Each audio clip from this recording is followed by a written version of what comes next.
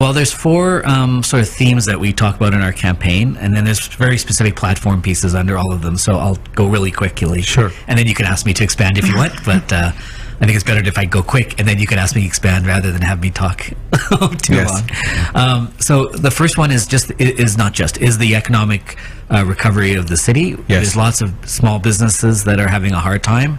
There's lots of people that are having a hard time. And, you know, we've got challenges downtown. We've got challenges, to be honest, with our tax base because we have to pay taxes to pay for the city.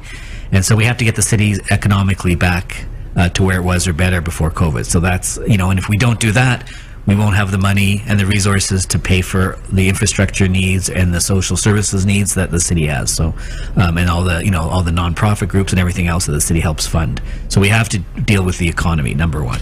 The second theme we talk about is the city administration, which, you know, they're well-meaning, they work hard, but boy, has the bureaucracy expanded and they're trying to do too much for everybody.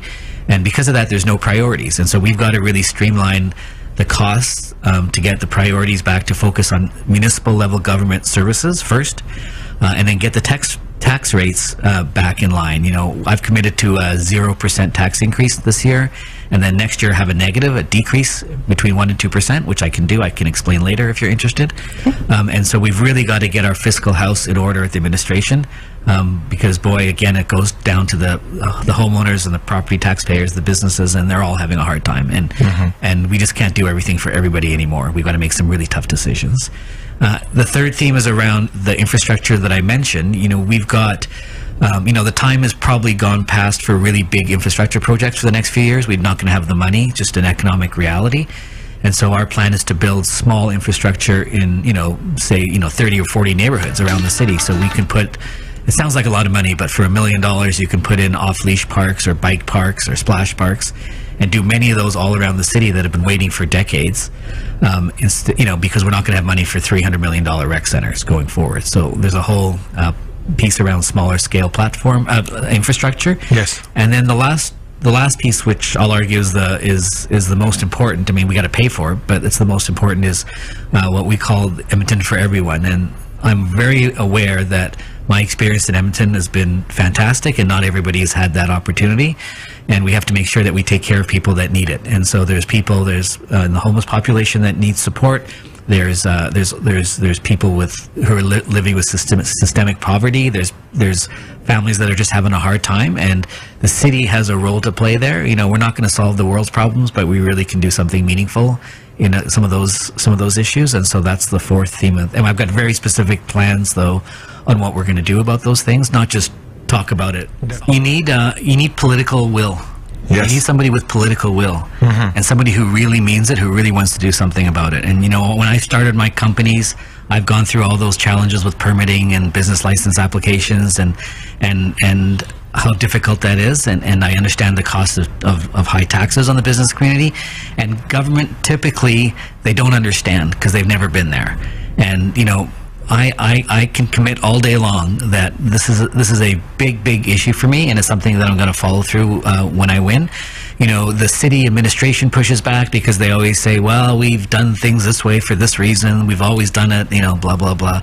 But you need somebody who is not afraid to ruffle some feathers and upset some people and just make them do things differently. You know, business people, small business people, they don't want government support. They don't want money. All they want to do is they just want to be left alone to do their thing, but being able to do it as efficiently as possible. And so if you're applying for a development permit, which I'm assuming you're talking about with this building, you know, and you don't know how long it's going to take, or a landlord doesn't know how long it's going to take to get a business license, and they're trying to negotiate a lease, and then you can't negotiate your tenant improvements because you don't have a lease yet. Like it just creates this inertia in business. And so what we need to do as a government is just let people who own and run businesses do what they do and make their contribution to the city. And the best way to do it is to make it easy for them. And so I've committed on development permits and business license applications. If somebody comes in and they've checked all the boxes, they've done everything they're supposed to do, that the way we're going to do it is we're going to tell the administration that they've got 30 days to approve it, or it's approved. If they don't look at it, or if they pass it to some other department, or it sits on someone's desk, it's approved. Yeah. And that's sort of the way that we can push the administration to do things differently. And then they'll figure out what they have to do to make sure that they can do it efficiently. So I'm not going to claim to solve all the problems, but there's things like that are really going to make a big difference. And we need somebody there who actually started some businesses, who knows the challenges and what it takes to succeed in business. And it's, business, it's hard. It's hard to make a living in a small business. People work really, really hard at it. And the worst thing that can happen from the government perspective is to get in the way. So I'm going to deal with that, the administration, on, generally speaking, on what to focus on. And, I was talking to some neighbors in, I think it was Greenfield. I'm trying to remember the neighborhood. But, for example, the city, when they redo the neighborhood renewal, they narrow the streets because of, they're trying to mitigate speeding. Yeah. And I get that. But there's some practical issues that the city administration, for some reason, they just don't understand the practicalities of it, and they go by the letter of the law all the time.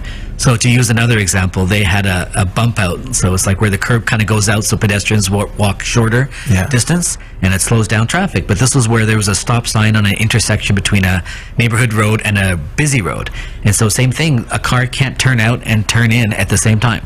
Yes. They just can't, and that's in the summer.